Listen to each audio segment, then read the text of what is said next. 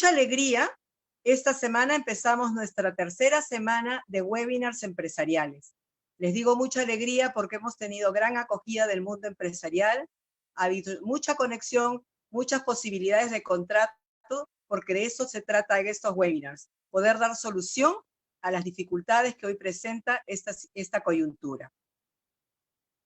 Tendremos exposiciones que durarán 40 minutos aproximadamente. Al término de la misma, se abrirá un espacio para preguntas a cargo del señor Víctor Tardillo, nuestro moderador. Mientras dure la exposición, ustedes podrán ir también escribiendo sus preguntas en el chat. Acacia Empresarial es un grupo de empresarios y profesionales de diversos giros y especialidades que ante la coyuntura actual ponen a disposición del mundo empresarial sus conocimientos y experiencias con el propósito de dar continuidad a sus organizaciones y emprendimientos. Los temas que estamos abordando son de mucha variedad, como por ejemplo, derecho laboral, construcción, salud, higiene ocupacional, coaching, comercio exterior, tecnología, entre otros más. Esta noche estaremos con el ingeniero Miguel Huerta Romero. Él es gerente y copropietario de la constructora Dolmen Ejecutores. Es un rubro en el que lleva más de 10 años de experiencia. Miguel es ingeniero industrial de la Universidad de Lima. Es especialista en gestión y gerenciamiento de proyectos, análisis, mejora de procesos y factibilidad de proyectos. También de gestión de costos, programación y planeamiento de obras. Y es certificado por la Cámara Peruana de la Construcción, CAPECO. Y sin más, les doy pase a Miguel, por favor. Adelante.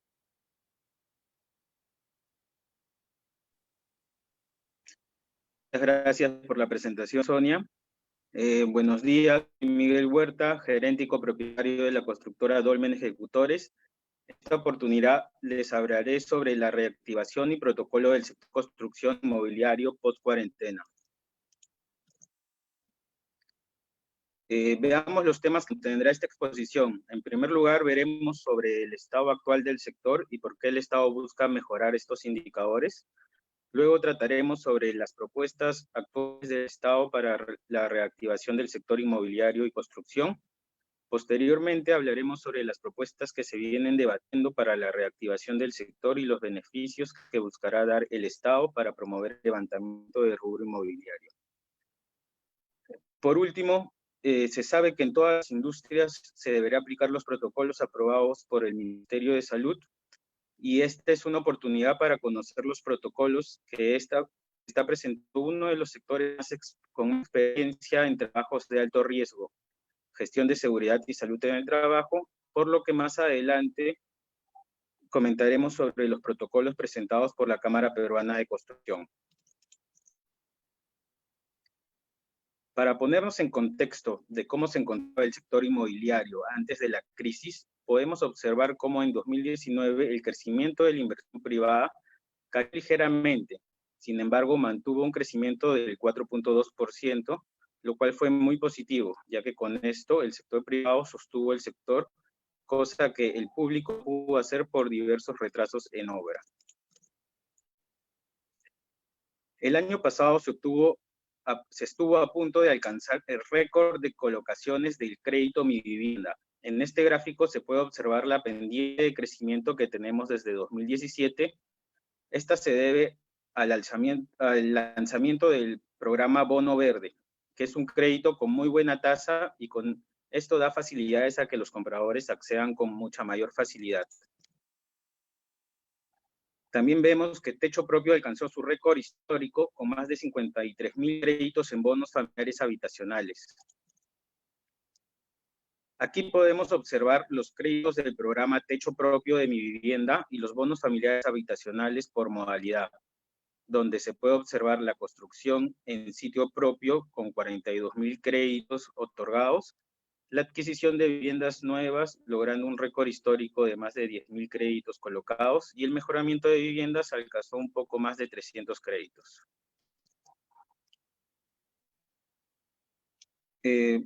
Por último, el estado de la oferta inmobiliaria a febrero de 2020 se realizó en base estadística del Analytics de Nexo Inmobiliario exclusivamente para el sector de Lima. Vemos como antes de la paralización, el porcentaje de la oferta inmobiliaria se encontraba en planos con 59.9%, seguido por estaciones en construcción con 32.8%, y finalmente con solo un 11% los inmuebles de entrega inmediata. Este es un buen indicador, ya que nos indica que la velocidad de absorción era mayor a la velocidad de generación de proyectos. Lo genera una reducción de la oferta y aumento de la demanda. Posteriormente, luego de la cuarentena, se han desarrollado diversos estudios donde se puede observar que la actividad edificadora en Lima caería más del 10% en 2020. Esta proyección, con la activación de las actividades económicas programadas para el lunes 27 de abril y al aplazarse la cuarentena hasta el 10 de mayo, el indicador caería todavía más. Las ofertas disponibles de viviendas en 2020 también caerían alrededor del 20%.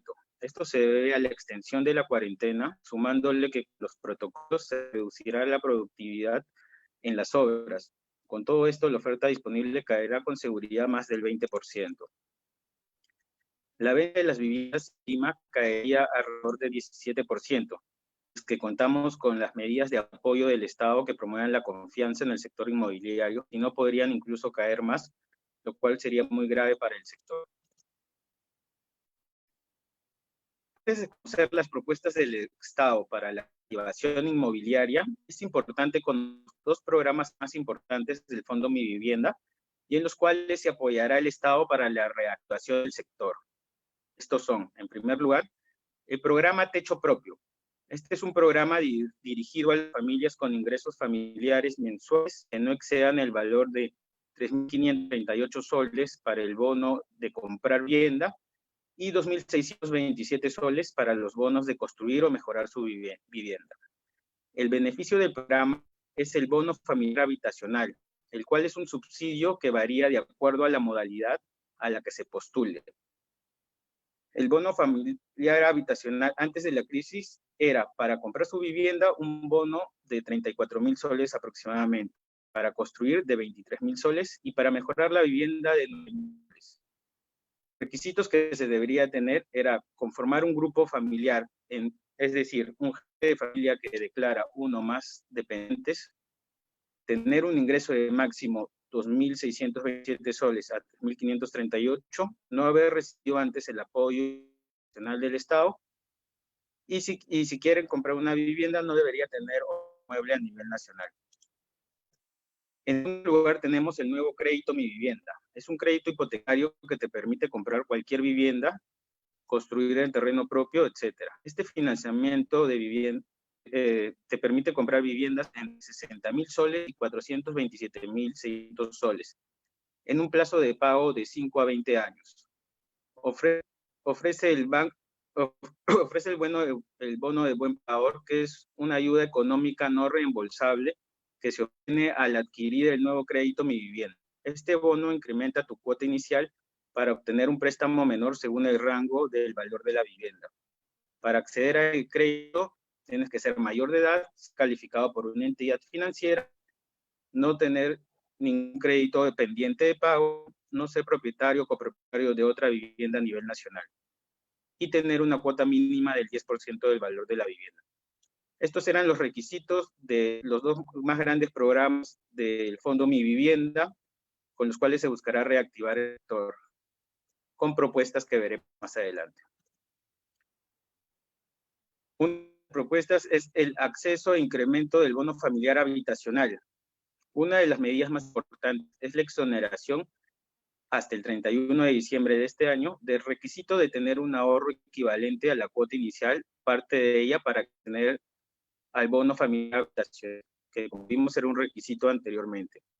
Además, tenemos el incremento del bono familiar habitacional según su modalidad.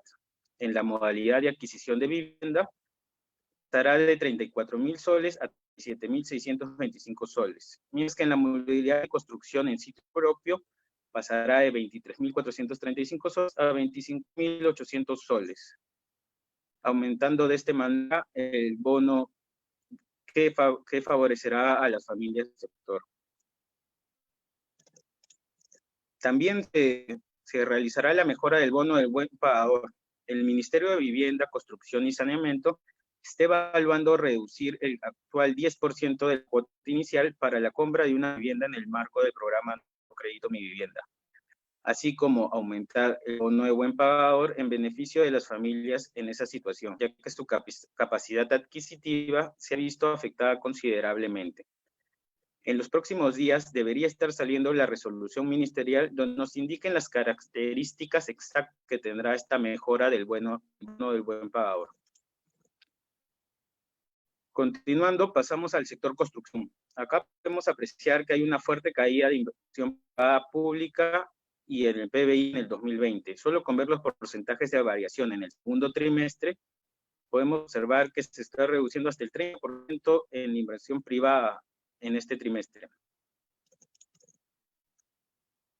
Todo esto, la construcción será el sector que más descendería en 2020. Podemos observar cómo en el segundo trimestre se cae 28.5%, considerando la salida también para el 27 de abril y no para el 10 de mayo, por lo que el indicador caería incluso más en este trimestre. ¿Por qué la construcción debía ya empezar a trabajar? Algunas de las razones más importantes son, ya que representa el 6% del PBI nacional aproximadamente, da empleo formal a 250,000 trabajadores en forma directa e impacta de manera indirecta a más de 450,000 familias. Además, generó 6.575 millones de soles impuestos en 2019.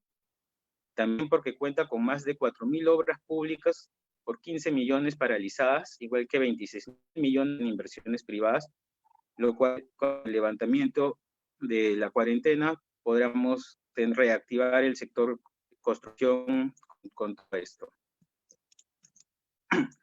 Se busca evitar una caída del PBI de 30%, si bien ya venía un poco débil el año pasado debido a que las obras públicas no alcanzaban los niveles de avance importantes que tenían planificados. Con este paro del sector ha sido golpeado aún más, pues si bien el crecimiento del sector estaba siendo impulsado por la inversión privada, con esta crisis mundial, el paro de ya más de 2 meses y que la reactivación será por etapas, podría generar la peor caída de la construcción en la historia. Capeco, de la mano con ADI, la Asociación de Desarrollos Inmobiliarios, y ACI, Asociación de Empresas Inmobiliarias, se han juntado para presentar propuestas al Estado para poder ayudar y promover que las familias puedan comprar viviendas y reactivar el sector. Se debe generar incentivos especiales para que los hogares de edad recuperen la confianza en el sector inmobiliario. Bien es necesario asegurar recursos que permitan generar la continuidad de desembolsos de subsidios y créditos para los siguientes años, para que las familias que han perdido recursos puedan optar por la compra de una vivienda. Se debe evitar la caída de oferta de vivienda facilitando los trámites. Se propone un incremento del subsidio para el sector, ya que esto tiene un beneficio importante para las familias y la economía. Esperamos alcanzar el 85% de las viviendas promovidas el año pasado, incrementando un UIT, el subsidio de techo propio, sumando que ya no debo pagar cuota inicial y duplicando en promedio el valor del bono de buen pagador de mi vivienda hasta el 31 de diciembre de 2020, se busca promover la reactivación. Esta es la propuesta de impacto al incremento de los subsidios. Hoy en día tenemos 5 rangos en los cuales se propone fortalecer este incremento. Se busca duplicar los subsidios del bono de buen pagador, como bien dije, que hoy en día rondan los 150 millones de soles, y se busca que se incrementen hasta aproximadamente 260 millones de soles. Podemos observar en la parte inferior de la tabla que el rango más alto del costo de vivienda, el subsidio representa el 3% de las ventas, el cual, si bien es una pequeña ayuda para los inmuebles más caros, funcionaría como disparador en la reactivación y venta de estos predios. En los rangos más bajos de la tabla, en el rango de 60,000 a 85,700 de vivienda, puede observar los subsidios representan aproximadamente el 34% de las ventas, buscando ayudar mucho más a las familias con menos recursos Esto buscaría recuperar la confianza y la actividad en el rubro inmobiliario, ayudando a las familias con menos recursos, pero sin olvidarse de la clase media. Otros incentivos para la vivienda social sería reducir la cuota inicial 5% mediante el uso parcial del mayor subsidio del bono de buen pagador, además de otorgar a los prestatarios de créditos Mi Vivienda conseguidos antes del 15 de abril un periodo de gracia de 180 días para el pago de 6 cuotas de crédito. Conceder al Fondo Mi Vivienda financiamiento del Banco de la Nación o del Banco Central de Reserva para evitar subidas de tasas utilizando la capacidad de crédito que tiene el país. También se propone asegurar la cantidad de proyectos habitacionales, siendo a las municipalidades celeridad de trámites y horarios especiales para ejecución de obra. Otra buena noticia para los obreros de construcción civil es que Capeco tiene fondos en la reserva de ENCICO para capacitación y le está pidiendo al gobierno usar parte de estos fondos del sector para poder ayudar a las 145,000 familias aproximadamente de trabajadores de construcción civil que han aportado los últimos 3 años y que no les ha llegado la ayuda del Estado. Estos fondos no podrían ser restituidos por aportes adicionales del Estado o una tasa adicional que posteriormente podrían pagar los constructores. Los fondos destinados ascienden a 111 millones de dólares para poder ayudar a 145,000 trabajadores. Esta ayuda sería para todo trabajador de construcción civil que participó en una obra hasta hace 36 meses. Las actividades de construcción incluidas en la fase 1 de la reanudación de las actividades, como bien tenemos entendido, son los proyectos del Plan Nacional de Infraestructura para la Competitividad, los proyectos de la Autoridad para la Reconstrucción con Cambios, 56 proyectos del sector transporte y comunicaciones, 36 obras de saneamiento, actividades de infraestructura agraria, riego, mantenimiento, rehabilitaciones de drenes, entre otros. Proyectos inmobiliarios priorizados que se encuentran en fase de excavación, estructuras y acabados, productos agrarios, entre otros.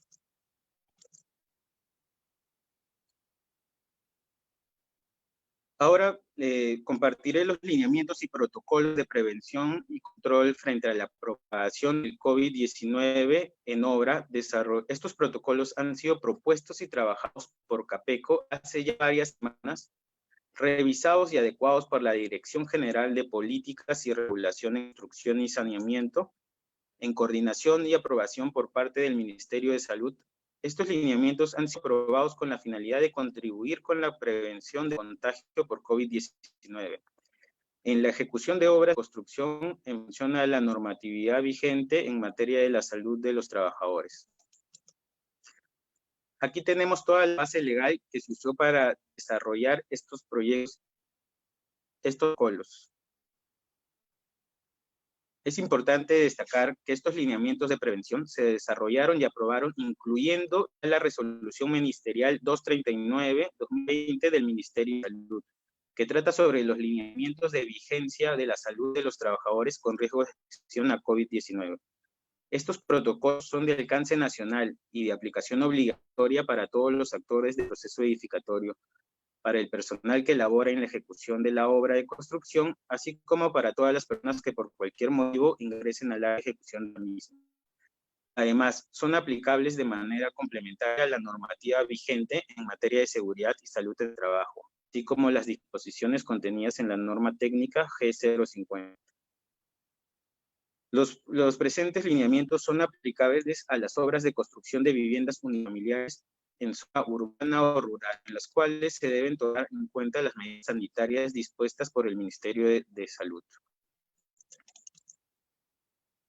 Este protocolo afecta a todos los actores del proceso edificatorio que deben seguir con estos lineamientos. Estos son los propietarios, los promotores inmobiliarios, profesionales, obreros civiles, constructores y contratistas.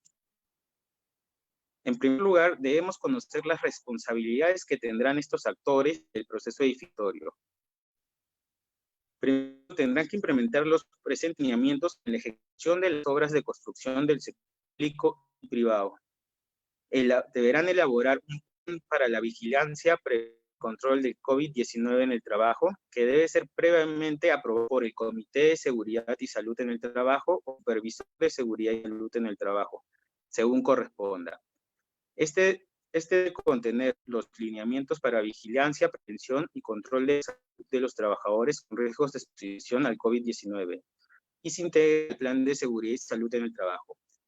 Es responsabilidad del residente de obra garantizar la ejecución de los presentes lineamientos en cada una de las actividades y su cargo. Es responsabilidad del supervisor de obra.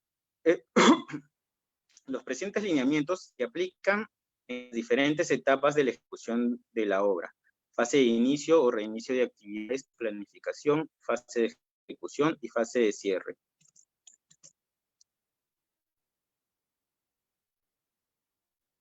En primer lugar, debemos ver medidas preventivas en la fase de inicio de las actividades. En esta parte nos tomaremos un poco más de tiempo, ya que parece importante que tengamos claro los procedimientos que tenemos que realizar en torno a las actividades. Las medidas son las siguientes.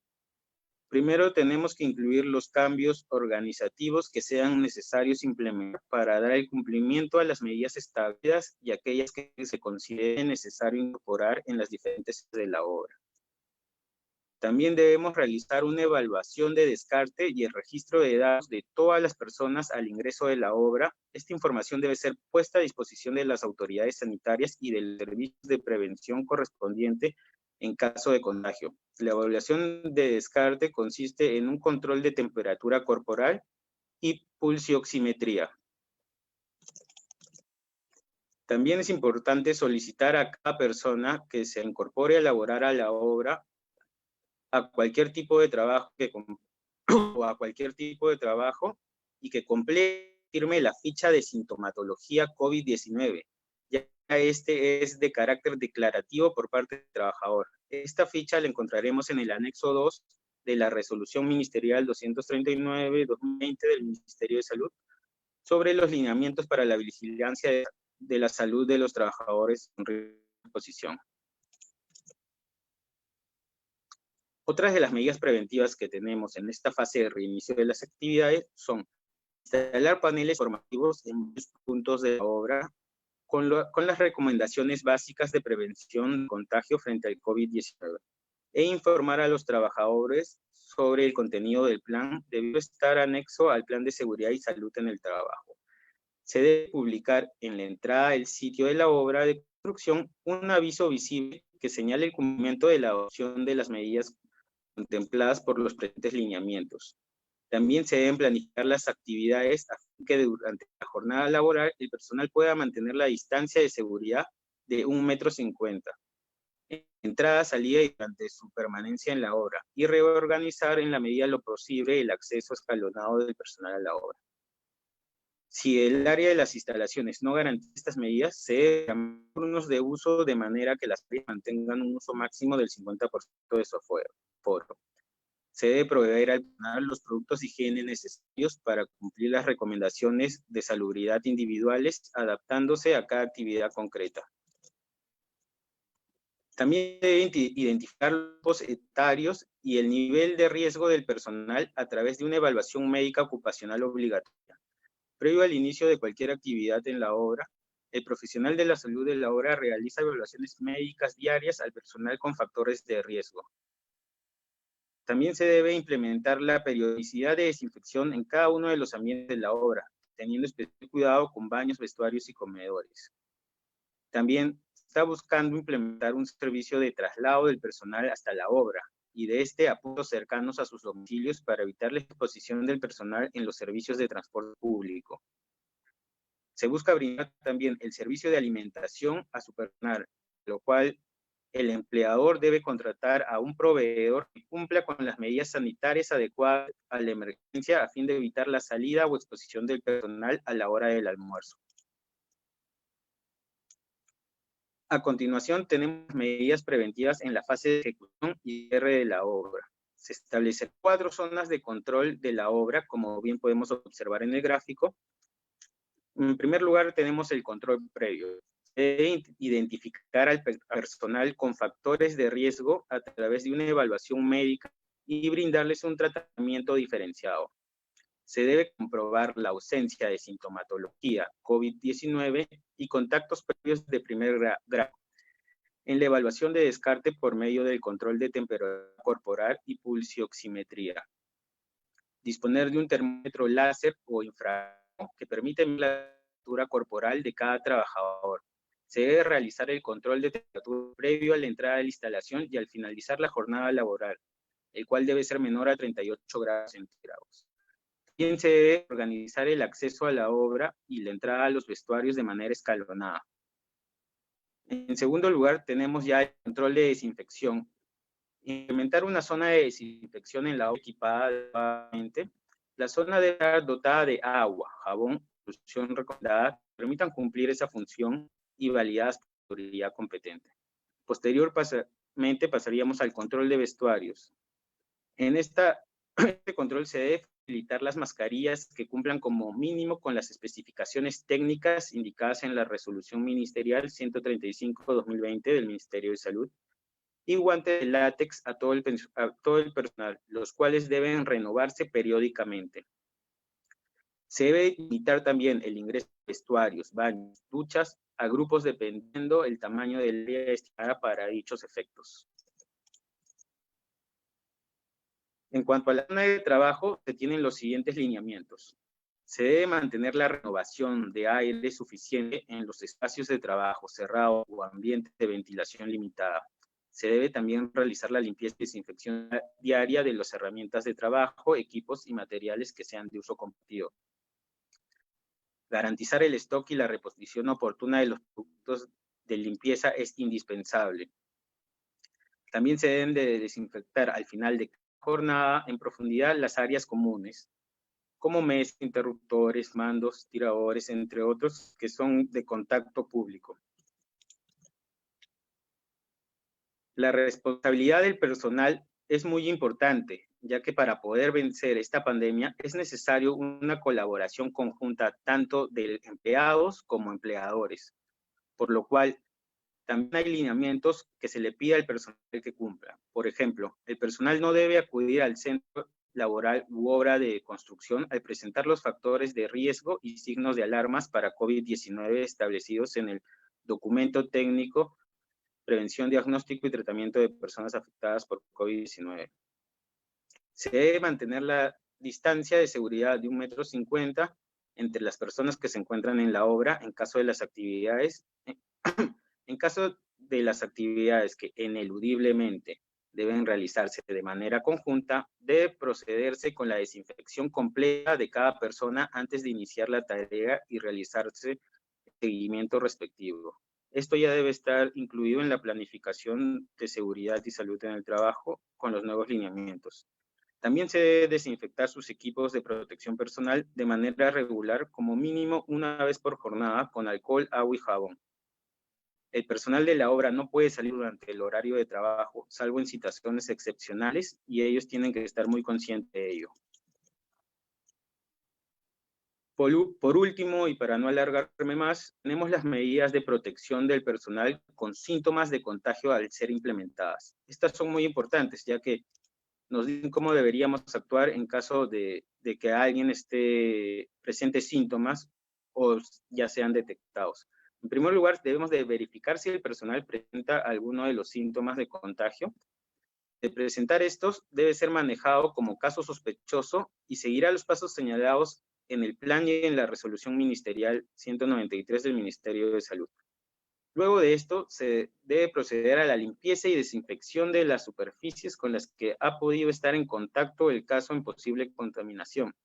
Se debe evitar que el personal a su cargo se exponga al riesgo de contagio a otros ciudadanos por el uso de medios de transporte público, por lo cual se debe prever un transporte privado al domicilio con todas las medidas de protección y bioseguridad, tanto para quien tiene síntomas como para quien conduce el vehículo. También se debe identificar a las personas que hayan mantenido contacto directo con la persona considerada caso sospechoso o con diagnóstico confirmado del mismo. Debe disponer que el personal que haya estado en contacto directo con la persona considerada caso sospechoso o diagnóstico confirmado debe permanecer en aislamiento domiciliario preventivo y adoptar las medidas que la autoridad de salud determine.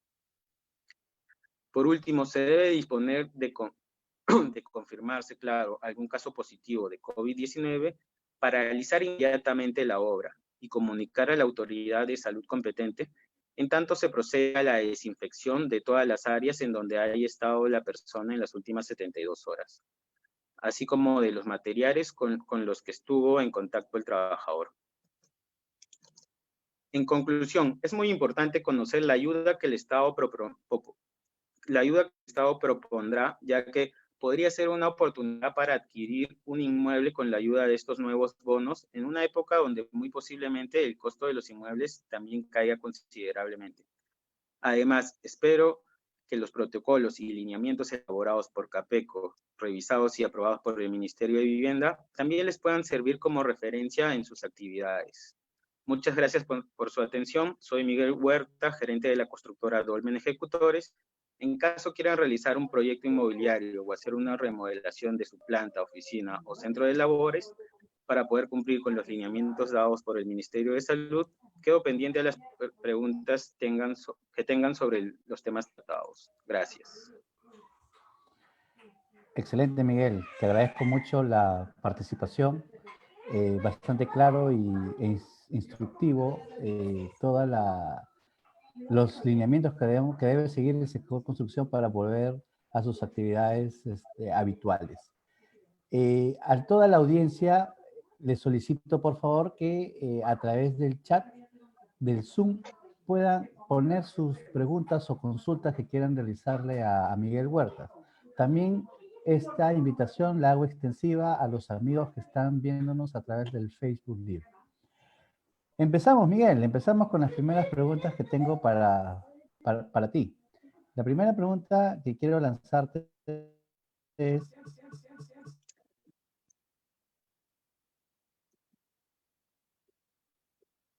Disculpa, Víctor, no se te escucha.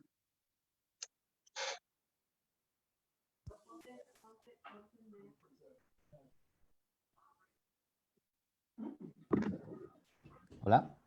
Víctor, no se te escucha. Miguel. Sí, Víctor, ¿me puedes repetir la pregunta? No se escuchó. Sí, claro, sí, te comentaba, ¿no? La primera pregunta que me han hecho llegar es, ¿cuál es el monto mínimo y máximo que una persona puede acceder por el bono de buen pagador? Muy buena pregunta, Víctor. Para acceder al bono de buen pagador, solo necesitas, los requisitos que necesitas son ser mayor de edad, ser calificado por una entidad financiera, no tener ningún crédito pendiente de pago, no ser propietario o copropietario de otra vivienda a nivel nacional y tener una cuota del 10% del valor de la vivienda, lo cual se está evaluando reducir. Este bono de buen pagador puede financiar viviendas entre 60.000 y 417.600 soles en un plazo de pago 5 a 20 años. Excelente, excelente, Miguel, bastante claro. Coméntame, en el caso de que algún trabajador que esté en la obra presente algunos síntomas de COVID-19, ¿cómo debe actuar el constructor? Ya, bueno. En primer lugar, se debe seguir los pasos señalados en el plan de seguridad que ya ha sido presentado y aprobado por el Ministerio de Vivienda. Luego se debe proceder a la limpieza y desinfección de superficies con las que ha podido estar en contacto el caso de posible contaminación. Se debe identificar a las personas que hayan mantenido contacto directo con las personas consideradas caso sospechoso, ya que ésta debe permanecer en aislamiento domiciliario preventivo para evitar que se pueda seguir propagando el virus, pues, ¿no? También se debe disponer de confirmarse, obviamente, el caso positivo de COVID para iniciarse inmediatamente la obra, como bien dije en la presentación. Excelente, Miguel. La siguiente pregunta que tengo es del doctor David Tots. ¿Cuál es el nivel de riesgo respecto del control del COVID-19 del sector construcción comparado con otros sectores? ¿hay diferencias entre obras de infraestructura y edificaciones privadas? Ya, en primer lugar, respondiendo a su primera pregunta, el nivel de riesgo en el sector construcción, la estadística que tenemos es muy buena considerando, comparando los otros sectores, ya que es de alrededor del 1%, porque somos un rubro que ya tiene experiencia en trabajos de alto riesgo y que por lo mismo sabemos adaptarnos a diversas situaciones que nos comprometen, como este estado de emergencia que se está produciendo ahora mismo, pues, ¿no? ¿Me repites la segunda pregunta, por favor? Sí, claro. La segunda parte de la pregunta es si existe alguna diferencia entre las obras de infraestructura y las edificaciones privadas. Ya, bueno, es importante conocer que todos los proyectos son diferentes. Por ejemplo, evidentemente en algunas obras de infraestructura vial, por ejemplo, el distanciamiento social es mucho más fácil, ya que los obreros tienen un amplio campo para realizar sus actividades. En cambio, en construcciones privadas, por ejemplo, de inmuebles, el sector es un poco más reducido, por lo cual aumentaría un poco el riesgo.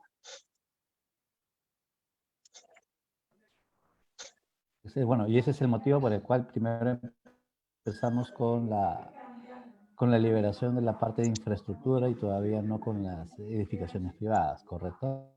Exacto. Bueno, están comenzando algunas edificaciones privadas que tengan prioridad, ya que pueden estar ya en avances, por ejemplo, en excavaciones y podría tener poca estabilidad los predios.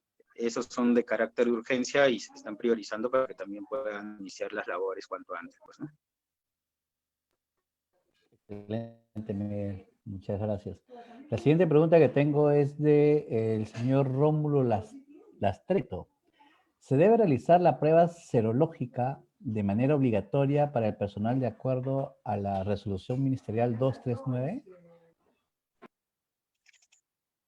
Bien, si en la resolución dice que se debería realizar la prueba, sin embargo, muchos especialistas concuerdan en que debe haber una adecuación a esta parte de la norma, ya que esta afectaría en una gran medida a las pequeñas empresas constructoras, ya que no tendrían la capacidad de solventar todas estas pruebas a la cantidad de trabajadores que tienen, pues, ¿no? Así que el momento sí, pero imagino que pronto debería salir una regulación para que nos detalle exactamente cómo se debería cumplir ese tipo de acciones, pues, ¿no? Y justamente Rómulo Lastreto nos lanza la siguiente pregunta. Respecto a los subcontratistas, ¿ellos tienen que presentar sus planes al Ministerio de Salud o la empresa constructora? ¿Quién es la encargada en este caso? Claro, bueno, el plan de seguridad lo tiene que presentar todas las empresas que quieran volver a reactivar sus actividades, pues, ¿no? Ya que según los lineamientos del Ministerio de Salud nos piden que presentemos los protocolos. En cuanto al sector construcción, ya nos han dado los lineamientos y se tiene que presentar el plan de seguridad y salud en el trabajo y para prevenir las contingencias que puedan surgir por este virus, pues, ¿no? Excelente. La señora Ana María Dongo nos plantea lo siguiente, ¿no? Según lo que ella entiende, solo se continuarán los proyectos inmobiliarios que ya habían iniciado la ejecución de obras. ¿Qué va a pasar con los proyectos que aún están en planos? ¿Hay alguna tentativa de fecha de inicio? Se está trabajando en promover el problema de las obras que están en planos o desarrollándose y que todavía no han sido revisadas por por el Colegio de Arquitectos y el Colegio de Ingenieros en su grupo de revisión técnica, es que están buscando también adecuar estas reuniones que antes congregaban una buena cantidad de profesionales, y sobre todo el mayor problema que veo ahí es que los especialistas en supervisión y de revisar estos proyectos son profesionales que tienen ya más de 60 o 65 años, así que la mayoría sería población vulnerable, por lo que las comisiones técnicas están buscando otro tipo de visiones. Por ejemplo, en el Colegio de Arquitectos, la arquitecta Yusti nos comentaba que está proponiendo y conversando con municipalidades para poder hacer revisión de proyectos vía online. Y se está trabajando en eso también, pues, ¿no? Esperemos que ya en esta semana, a más tardar, ya se saquen los lineamientos específicos que nos ayudarían bastante para entender correctamente cómo funcionará todo. Excelente, excelente. Bueno, acá tengo una muy buena pregunta de Sonia Romero. Ella comenta que es propietaria de una casa de 650 metros cuadrados en Paseo de la República, cerca a RPP. Y la consulta es si sería conveniente venderla como casa o invertir en un proyecto. Ya, bueno, para saber si sería bueno invertir o vender, lo primero que tenemos que hacer es conocer las condiciones que tiene el terreno para posibles proyectos. Para esto, en primer lugar, Sonia, te recomiendo que revises o pidas en la municipalidad el certificado de parámetros de tu predio, donde te indican la cantidad de pisos que puede llegar a tener, cuántos estacionamientos por unidad de vivienda necesita, cuánto de retiro municipal se necesita, qué tipo de zonificación es, entre otras cosas que nos ayudarían para determinar el proyecto más viable posible y determinar si sería la mejor opción invertir en un proyecto inmobiliario o si sería mejor venderlo como terreno, pues, ¿no? Excelente, excelente, Miguel. Mira, acá voy a juntar dos preguntas de Sonia Romero y de Martín García. Sonia Romero nos pregunta en relación a si hay alguna información sobre los proyectos de oficinas, si aún serán estos rentables. Y Martín García nos consulta cuál va a ser el panorama de las empresas que ofrecen los servicios de coworking. Ya, bueno, respondiendo a la primera pregunta sobre los proyectos de oficina, en los últimos años, si bien hubo un boom de venta y alquiler de oficinas, este ya ha estado en un crecimiento marcado, ya que cada vez la oferta de oficinas era mucho mayor y por lo tanto, y la demanda se reducía. Por lo tanto, ahora con todo esto de la paralización y el estado de emergencia, me imagino que, al igual que todos los sectores, los proyectos de oficinas también se verían incluso más afectados, ya que venían en caída años anteriores, pues, ¿no? La otra pregunta era, perdón. Respecto a las oficinas, al servicio coworking que venimos recibiendo de algunos edificios. Bueno, evidentemente las salas de coworking van a ser uno de los rubros más afectados, pues, ¿no? Porque eran, bueno, espacios que se reunía gran cantidad de personas a realizar distintos trabajos y, bueno, por lo que ahora se deberían de adecuar al cumplimiento de los lineamientos que nos ha dado el Ministerio de Salud para evitar la propagación del virus. Gracias, Miguel.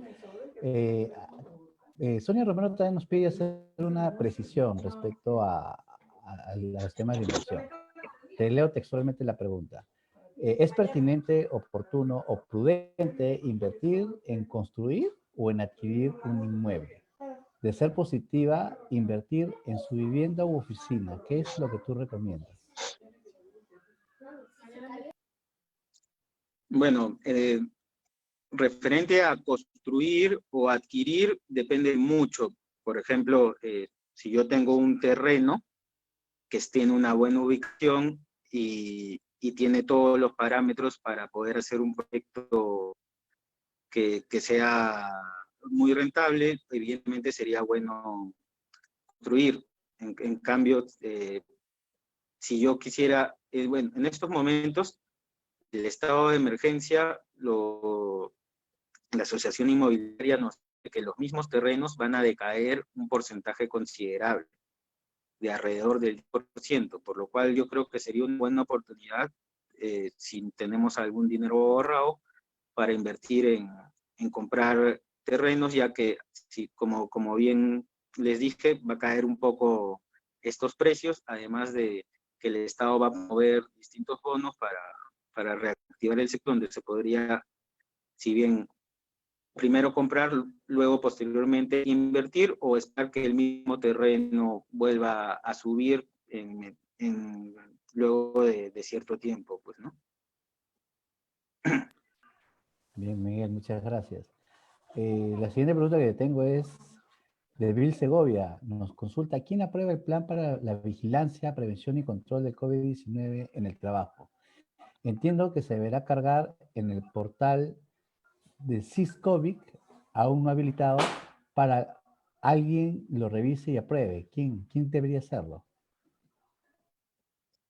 Ya, bueno, en cuanto a construcción, el plan tiene que ser revisado y aprobado bien por el Comité de Seguridad y Salud en el Trabajo, o bien por el encargado de Seguridad y Salud en el Trabajo. Este luego, evidentemente, tiene que ser presentado. Como bien dices, todavía no está activa la página, así que esperemos que en los próximos días también el Estado se pueda pronunciar sobre eso más claramente, pues, ¿no? Bien. Tengo un par de preguntas adicionales que me están haciendo llegar. ¿Qué relación tiene el protocolo compartido por el Ministerio de Vivienda con los lineamientos para la vigilancia, prevención y control de la salud de los trabajadores con riesgo y exposición a COVID-19? Ya, muy buena pregunta, porque a veces se puede prestar a algunas confusiones, ya que este protocolo compartido por el Ministerio de Vivienda y Construcción, el lineamiento del Ministerio de Salud, tiene un carácter complementario y no excluyente. ¿Esto qué quiere decir? Que se deben usar ambos lineamientos en conjunto y no solo basarse en los lineamientos que han dado los protocolos para la reactivación del sector construcción, sino también se debe de revisar los lineamientos del Ministerio de Salud, ya que estos van a trabajar en conjunto y no son excluyentes. Excelente, excelente, Miguel. La siguiente pregunta que le tengo también es respecto a los protocolos, si estos van a ser válidos para todo tipo de obra, ¿no? ¿Y quién va a fiscalizar el cumplimiento de estos protocolos? Ya, a ver, respondiendo a la primera pregunta, los presentes lineamientos solo no son aplicables a las obras de construcción de viviendas unifamiliares, es decir, de casas, en zona urbana o rural, en los cuales se debe tomar en cuenta medidas sanitarias dispuestas por el Ministerio de Salud. Es decir, que no aplican estos lineamientos para ese tipo de obras, pues, ¿no? Además, para fiscalizar el cumplimiento de los protocolos, bueno, nuestro rubro, al ser un sector con trabajos de alto riesgo, tiene diversos entes fiscalizadores que tanto antes como ahora se encargan de verificar el cumplimiento de estos lineamientos, como son SUNAFIL, las municipalidades donde se encuentra el terreno, los supervisores de entidades financieras que financian el proyecto, entre otros.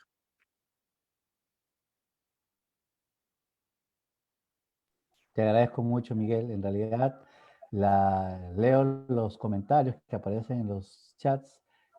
Todos son muy enriquecedores respecto a la presentación. Las felicitaciones del caso por la clara y precisa y oportuna exposición de cada uno de los puntos que has tratado el día de hoy. A todos los asistentes a esta charla los invitamos a seguirnos en los webinars que estamos organizando para toda esta semana.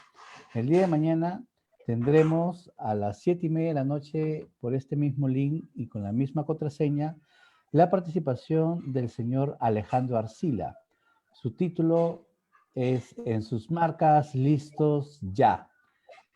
Acelerar y transformar la comunicación de su marca de manera efectiva será ahora el reto. Bien, agradezco nuevamente a todos. Por favor, los esperamos el día de mañana a la misma hora y por la misma señal. Muchas gracias. Muchas gracias por su atención. Hasta luego. Gracias, Miguel. Muy bueno.